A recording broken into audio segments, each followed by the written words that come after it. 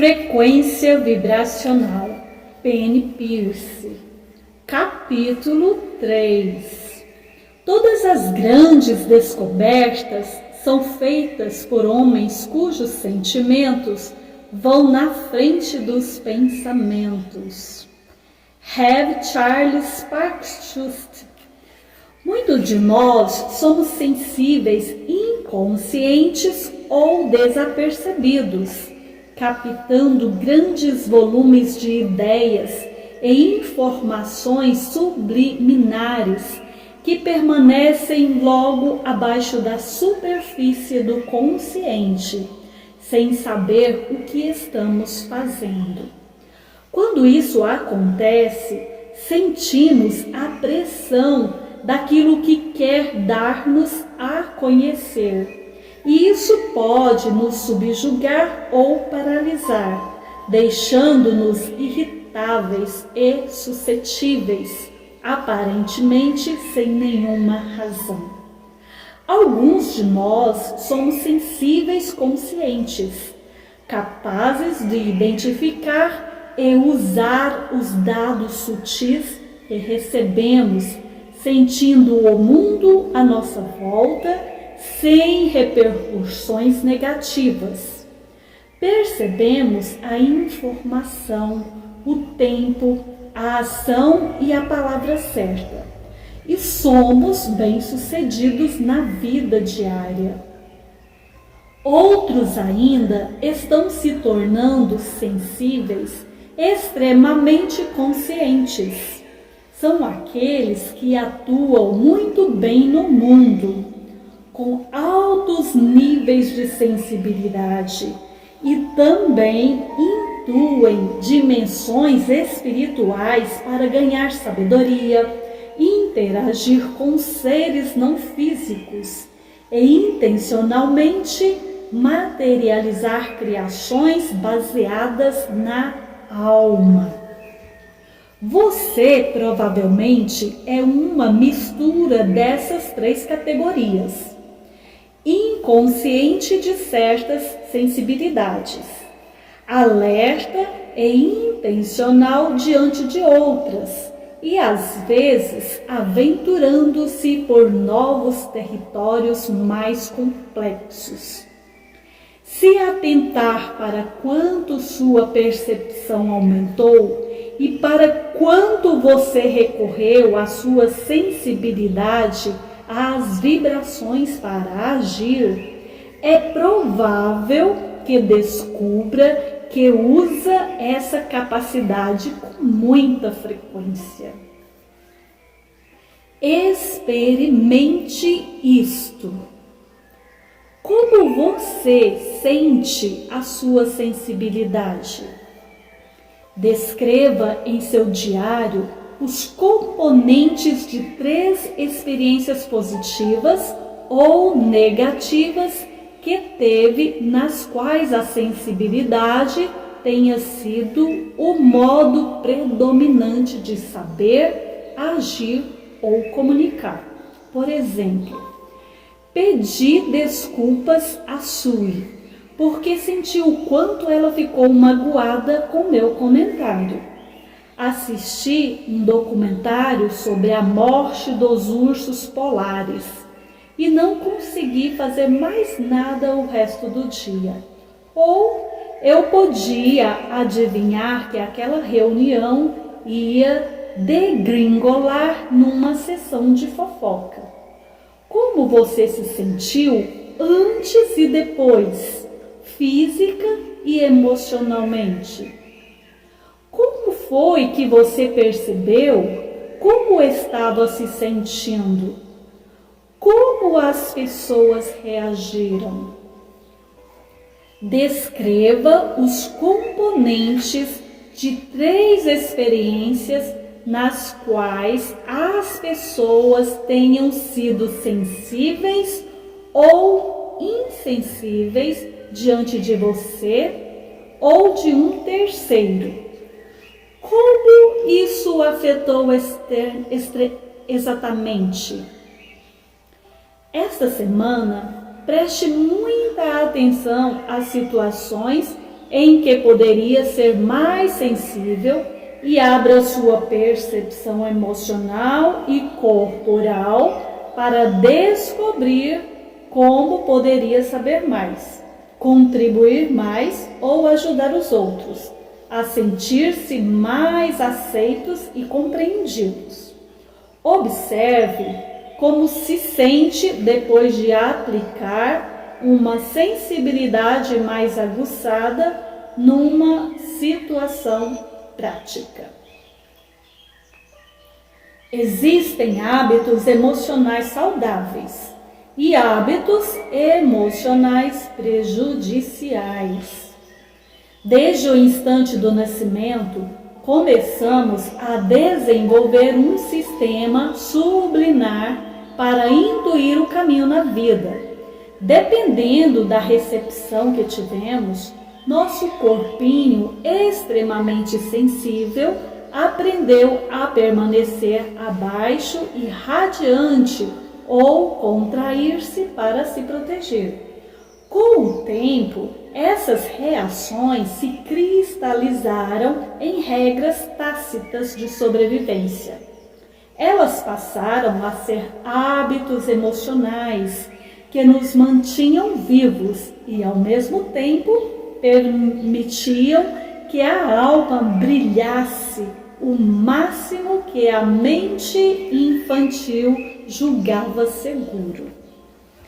Alguns desses hábitos são saudáveis, como introverter-se para ver o que nos parece certo em cada situação, ou copiar os padrões personificados por aqueles com quem queremos aprender.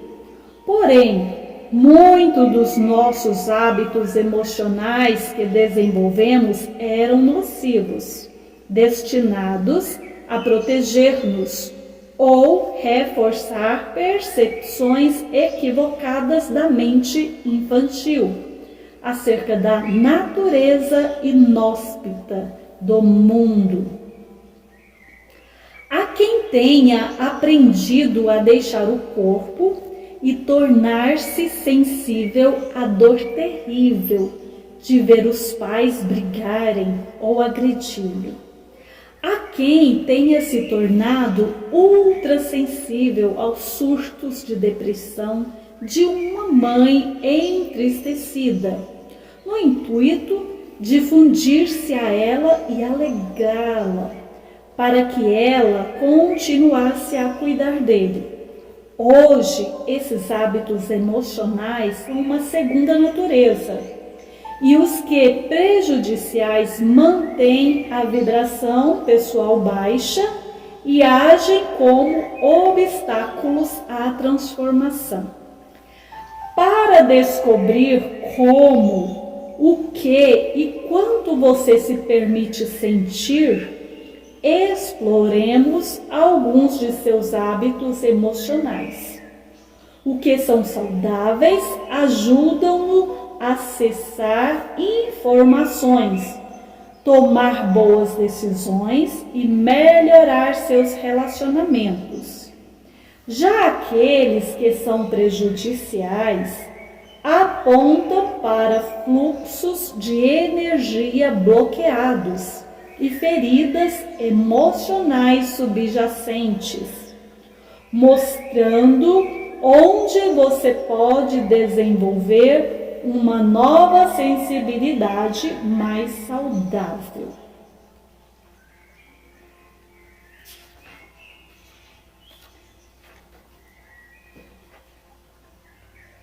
Como os hábitos emocionais se desenvolvem? Façamos uma pequena viagem no tempo até aquele momento logo depois do nascimento, quando ainda agíamos como um organismo empático e sensível às vibrações. Antes de aprender as palavras e criar camadas de explicações, identidades e mecanismos de superação. Vivíamos em fusão com o ambiente e como um golfinho usávamos uma espécie própria de sonar, aprendendo a agir com base no que se expandia sem limite, mundo afora, e no que voltava até nós.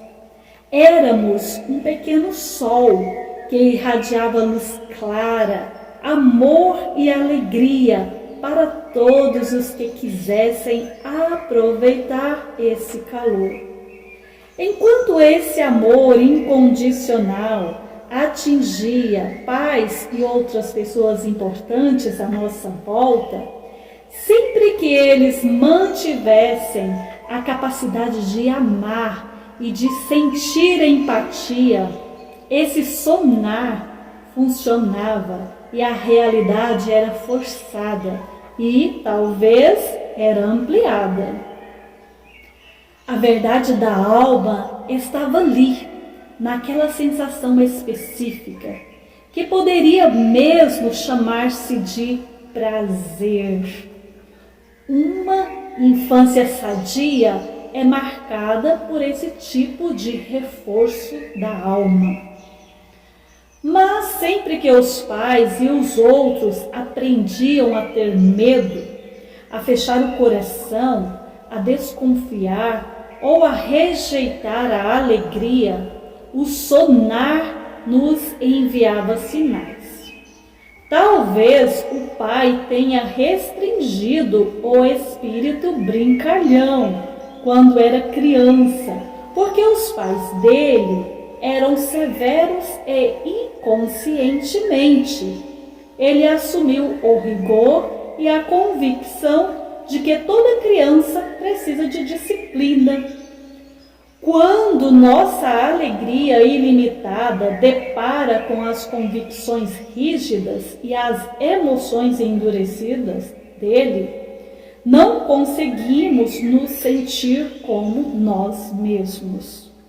Em vez disso, percebemos que há algo de errado, mas não sabemos o bastante para detectar o que. Quando isso acontece pela primeira vez, esse efeito ricochete produz em nós, o organismo, uma estranha sensação de desorientação e falta de realidade. Aí está uma coisa que é não eu, mas é mais lenta, densa, cortante e sombria do que aquilo que somos. Aí está o começo da experiência de um mundo exterior, de separação da vida, de medo e ego. Essas são sensações alheias que se parecem com a dor. Nós, o organismo, possuímos um dispositivo de economia de energia e procuramos amor para nos sustentar. Descobrimos que a energia não ricoteia de uma maneira incômoda, caso adaptemos o comportamento às convicções e às posturas corporais inconscientes de nosso Pai. Nós o imitamos e deixamos de nos exprimir quando não conseguimos transpor essa barreira. Ninguém se expandirá em criatividade se for punido por isso. Deixemos de ser afetuosos se isso deixar um pai rígido e pouco à vontade. Deixamos de irradiar a afetividade do peito ou olhos, se os olhos da mãe não forem receptivos, ou se o coração do pai for duro. Aprendemos a nos calar, porque assim a mãe fica mais relaxada, a andar como o pai, porque isso funciona como se uma reafirmação para ele, ou fazer gracinhas, porque os momentos de riso são melhores que as ausências dos pais viciados em trabalho. Aprendemos a deixar essa energia fluir por onde ela pode fluir e resignarmos-nos a ficar sem movimento em nossas áreas. Confundirmos a concordância com as convicções, vieses emocionais e posturas corporais dos pais com amor. Se não é possível o reforço da alma, aceitamos o que houver, ainda que sejam só migalhas para sobreviver.